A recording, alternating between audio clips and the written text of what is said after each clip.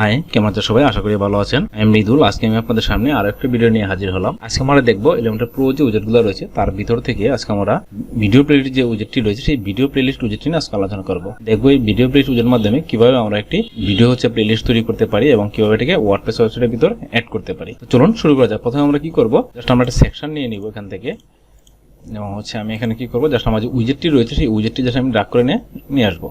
তো দেখেন জাস্ট আমি উইজেটটি নিয়ে আসলাম। এখানে প্রথমে কি দেখাচ্ছে, দেখেন আমার একটা প্লেলিস্ট রয়েছে এবং এখানে কিন্তু 3টে ভিডিও রয়েছে এবং ডান পাশে কি রয়েছে দেখেন, জাস্ট আমার একটা ভিডিও কিন্তু এখানে রয়েছে। এই ছিল এখানকার অপশনগুলো। তারপর কি হচ্ছে দেখেন, জাস্ট আমি যদি বাম পাশে যাই, প্রথমে কি হচ্ছে কন্টেন্টের ভিতর কি রয়েছে দেখেন, just playlist, tabs, image overlay এবং এডিশনাল অপশনস। তো আমরা যদি প্লেলিস্টের ভিতরে যাই, দেখেন এখানে কি রয়েছে প্লেলিস্ট নেম। এই যে এখানে আমার যে প্লেলিস্টের নামটা রয়েছে সেই নামটা কিন্তু জাস্ট এখানে আমরা কি করতে পারি, লিখে দিতে পারি। জাস্ট আমি এখানে লিখে দিব মাই ভিডিও প্লেলিস্ট। তারপর কি হচ্ছে দেখেন HTML ট্যাগ। হ্যাঁ, আমরা চাইলে কিন্তু এখান থেকে ট্যাগটা চেঞ্জ করতে পারি। জাস্ট আমি দিয়ে দিলাম S4। তারপর কিছু দেখেন প্লেলিস্ট আইটেম। এই যে আমরা এখানে 3টা ভিডিও, এই ভিডিওগুলো কোথা থেকে আসছে, এই ভিডিওগুলো কিন্তু আমরা যে এইখান থেকে আসছে। আমরা এখানে যদি জাস্ট আমি আরও একটা অ্যাড করি তাহলে দেখেন আমার কিন্তু 4টা, এখানেও কিন্তু 4টা চলে আসলো। আমি এখানে যতগুলো আইটেম অ্যাড করব আমার কিন্তু এখানে ঠিক ততগুলো আইটেমই কিন্তু এখানে চলে আসবে। তো এখন আমি জাস্ট কি করলাম, এটা ডিলিট করে দিলাম। এখন দেখেন যেন এখানে কিন্তু আমার 3টা আইটেম রয়েছে, জাস্ট আমি আরও একটা আইটেম ডিলিট করে দিলাম। এখন দেখেন আমার কিন্তু এখানে 2টি আইটেম রয়েছে। আমরা চাইলে কিন্তু এখানে এর আইটেমের মাধ্যমে অ্যাডও করতে পারি। তো জাস্ট আমি এখন কি করবো, জাস্ট এই যে স্যাম্পল ভিডিও এটাতে ক্লিক করে দেখাবো এটার ভিতর কি কি অপশন রয়েছে। তো দেখেন জাস্ট এখানে প্রথমে কি রয়েছে টাইপ। হ্যাঁ, এখানে কিন্তু কিছু অপশন রয়েছে, ভিমিও, সেলফ হোস্টেড এবং সেকশন। ভিমিও কি ইউটিউবের মধ্যে কিন্তু আরেকটা সাইট রয়েছে, ওয়েবসাইট রয়েছে যেখানে ভিমিও ভিডিও আপলোড করা থাকে। আর এটা রয়েছে কি সেলফ হোস্টেড। সেলফ হোস্টেড কি, আমি কোনো ভিডিও আমি কি করবো, সরাসরি এখানে আমার যে এই সার্ভার থাকবে এই সার্ভার আমি আপলোড করবো, আপলোড করার মাধ্যমে কিন্তু আমি এখানে শো করাবো। তো আমরা জাস্ট কি করবো, জাস্ট ইউটিউবেই রাখবো। তারপর কিছু লিঙ্ক, হ্যাঁ এই একটা লিঙ্ক রয়েছে, লিঙ্কটা কিন্তু কি করবো, আমরা যে ভিডিওটা দিব সেই ভিডিওর লিঙ্কটা কিন্তু এখানে আমরা দিয়ে দিব। তো তার জন্য আমি কি করবো, জাস্ট আমার ইউটিউব চ্যানেলে চলে যাব। তো দেখেন জাস্ট আমি কি করলাম, যে আমার 2টা ভিডিও আমি এখানে লিঙ্ক নিয়ে নিব। জাস্ট আমি এই লিঙ্কটা এখান থেকে কপি করে নিলাম। এখন কি করব, আমি জাস্ট এই যে লিঙ্কটা রয়েছে, জাস্ট এই লিঙ্কের ভিতরে আমি কি করবো, ভিডিওটা দিয়ে দিব। দেখেন আমার ভিডিওটা কিন্তু এখানে চলে আসলো। এবং দেখেন এখানে কি রয়েছে, যে আমার টাইটেল কি রয়েছে স্যাম্পল ভিডিও। তারপর কিছু দেখেন টাইটেল HTML ট্যাগ। এই ট্যাগ কি থাকবে সেটা জাস্ট এখানে থাকবে। তারপর ডিউরেশন দেখেন, এটা আমার কিন্তু 16 সেকেন্ড রয়েছে এখানে, কিন্তু আমার কিন্তু এখানে আরো বেশি, আমার ভিডিও সাইজ কিন্তু আরো অনেক বেশি। আবার কি দেখেন থাম্বনেল কিন্তু দেখেন জাস্ট আমার যে থাম্বনেল সেই থাম্বনেল কিন্তু এখানে আসে নাই। তো সেগুলো যদি আমি আনতে চাই সেটা কি করবো, তার জন্য জাস্ট আমি কি করবো, যে এই গেট ভিডিও ডাটা, হ্যাঁ এখানে যদি আমি ক্লিক করি তাহলে আমার টাইটেল, আমার ট্যাগ এবং ডিউরেশন কত ছিল ফুল এবং থাম্বনেল সব কিন্তু একসাথে চলে আসবে। জাস্ট আমি গেট ভিডিও ডাটাতে ক্লিক করলাম। তো দেখেন আমার কিন্তু টাইটেল চলে আসছে, ট্যাগ, তারপর ডিউরেশন, হ্যাঁ তারপর কি রয়েছে দেখেন এখানে আমার যে থাম্বনেল ছিল সেই থাম্বনেলও কিন্তু এখানে চলে আসছে। এভাবে কি করতে পারি, আমরা কিন্তু গেট ভিডিও ডাটার মধ্যে সব আমার ডাটাগুলো কিন্তু এখানে নিয়ে আসতে পারি। তো তারপর কি দেখেন কন্টেন্ট ট্যাব। আমি যদি এখানে জাস্ট এনাবল করি এটা, তাহলে দেখেন কি রয়েছে ট্যাব 1 এবং ট্যাব 2। এর মানে কি, আমরা দেখবেন যে যখন আমরা ইউটিউব ভিডিওতে যাই আমাদের কিন্তু ডিসক্রিপশন থাকে। এইটা কিন্তু এই যে কন্টেন্ট ট্যাব, এটা কিন্তু ডিসক্রিপশন। আমরা জাস্ট এখানে লিখে দিব ডিসক্রিপশন। তো আমি কি করবো, জাস্ট এই যে আমার টেক্সটটা রয়েছে এই টেক্সটটা আমি আরো একটু ডবল করে দিব। তো দেখেন আমি আরো কিছু সেম এই টেক্সটটাই আমি বারবার কপি করে দিয়েছি। দেখেন আমার কিন্তু ডিসক্রিপশন এখানে চলে আসছে। ট্যাব 2তে কিন্তু কিছু নাই, জাস্ট ট্যাব 1এই। এখন আমি কি করবো, জাস্ট আমি এই যে এটা জাস্ট আমি হাইড করে দিব এবং আমি দ্বিতীয় ভিডিওতে চলে যাব। দেখেন এখানেও কিন্তু সেম সব কিছু। এখন আমি কি করবো, জাস্ট এখানে আমার ভিডিও লিঙ্কটা দিয়ে দিব। জাস্ট এই লিঙ্কটা আমি কপি করে নিব এবং এখানে কি করবো, জাস্ট আমি এটা দিয়ে দিলাম। এবং এখন কি করবো, জাস্ট আমি কিন্তু এখানে গেট ভিডিও ডাটাতে ক্লিক করবো। তাহলে দেখেন আমার কিন্তু এখানে আমার যে টাইটেল, হ্যাঁ তারপর ট্যাগ, ডিউরেশন এবং থাম্বনেল সব কিন্তু চলে আসছে। সেম এখানেও কিন্তু কন্টেন্ট ট্যাব রয়েছে। জাস্ট আমি এটাকে সেম কি করব, কপি করে জাস্ট আমি এটাকে বাড়িয়ে নেব একটু। আমি বাড়িয়ে নিলাম।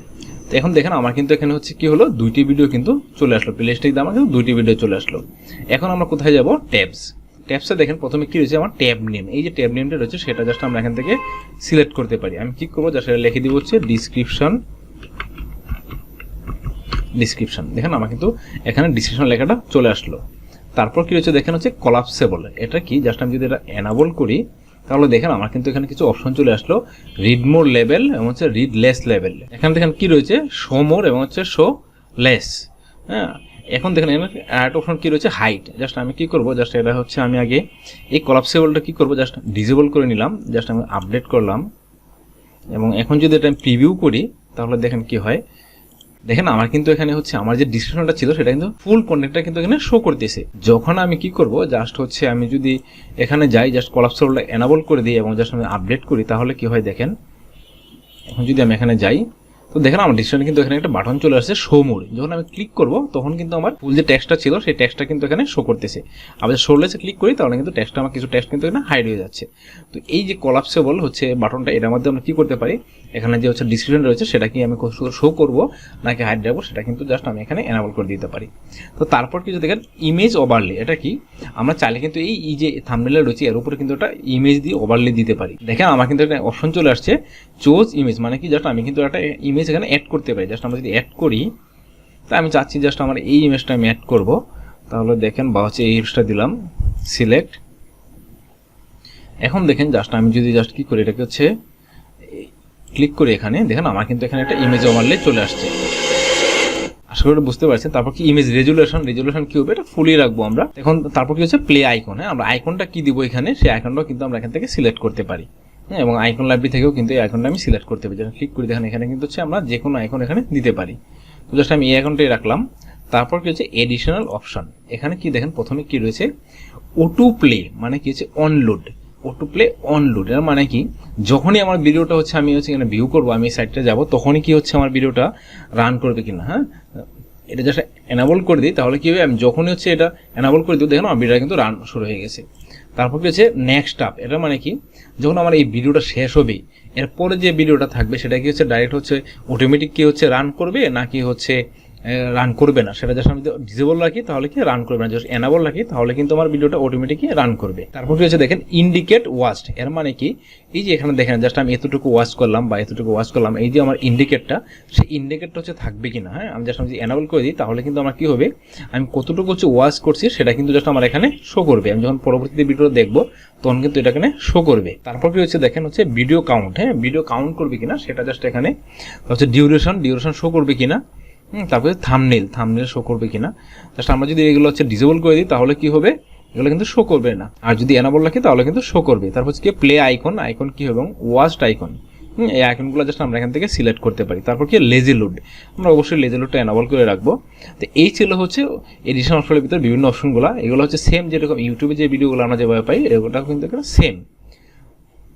তো তারপর আমরা চলে যাই স্টাইলে গিয়ে দেখেন প্রথমে কি রয়েছে লেআউট কি ভিডিও পজিশন। হ্যাঁ, আমরা দেখেন ভিডিওটা কিন্তু হচ্ছে রাইট সাইডে, আমরা এটা কোথায় রাখবো, ভিডিওটা কোথায় রাখবো সেটা কিন্তু জাস্ট আমরা এখান থেকে সিলেক্ট করে দিতে পারি।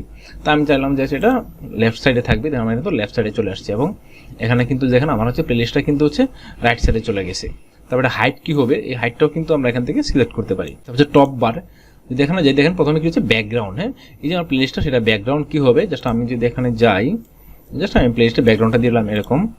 তারপর হচ্ছে এই কালার কি হবে, কালার দিয়ে দিলাম হচ্ছে রেড কালার। তারপর হচ্ছে টাইপোগ্রাফি এবং হচ্ছে ভিডিও কাউন্ট। হ্যাঁ, ভিডিও কাউন্ট করে যে হচ্ছে আমার টেক্সট কালারটা সেটা কি থাকবে সেটা জাস্ট আমি দিয়ে দেবো হচ্ছে রেড। তারপর হচ্ছে কি যে দেখেন হচ্ছে ভিডিওস যদি যাই ক্লিক করি দেখেন প্রথমে কি রয়েছে item and background colour. Just আমি ব্যাকগ্রাউন্ড কালার কি করবো, ব্যাকগ্রাউন্ড কালার দিয়ে দেবো হচ্ছে রেড কালার বা হচ্ছে আমি দিলাম হচ্ছে এই কালারটা।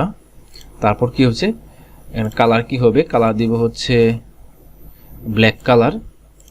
তারপর হচ্ছে কি টাইপোগ্রাফি, তারপর হচ্ছে ডিউরেশন কালার কি হবে, ডিউরেশন কালার দিব হচ্ছে ব্ল্যাক।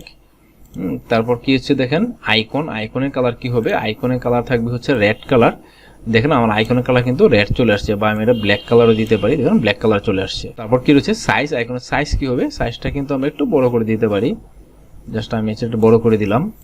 তারপর হচ্ছে সেপারেটর। হ্যাঁ, সেপারেটর যদি আমি সলিড দিই দেখেন আমার কিন্তু সেপারেটর চলে আসছে এবং সেপারেটর কালার কি হবে আর সেটাও জাস্ট আমি দিয়ে দিলাম হচ্ছে হোয়াইট কালার এবং এটা হচ্ছে হোয়াইট কতটুকু হবে জাস্ট আমি দিলাম হচ্ছে 3 পিক্সেল। সেকশন যেহেতু এখানে নাই জাস্ট কালার কি হবে, টাইপোগ্রাফি বর্ডার টাইপ কি হবে সেগুলা। তারপর কি রয়েছে ট্যাবসের হচ্ছে কি বর্ডার উইথ, এই যে ট্যাবস, এই ট্যাবসের বর্ডার উইথ কত হবে জাস্ট আমি এটা দিলাম 5 পিক্সেল। বর্ডার কালার কি হবে জাস্ট আমি বর্ডার কালার দিয়ে দিলাম হচ্ছে বা হচ্ছে ব্ল্যাক। ব্যাকগ্রাউন্ড কালার কি হবে, ব্যাকগ্রাউন্ড কালার দিব হচ্ছে রেড কালার।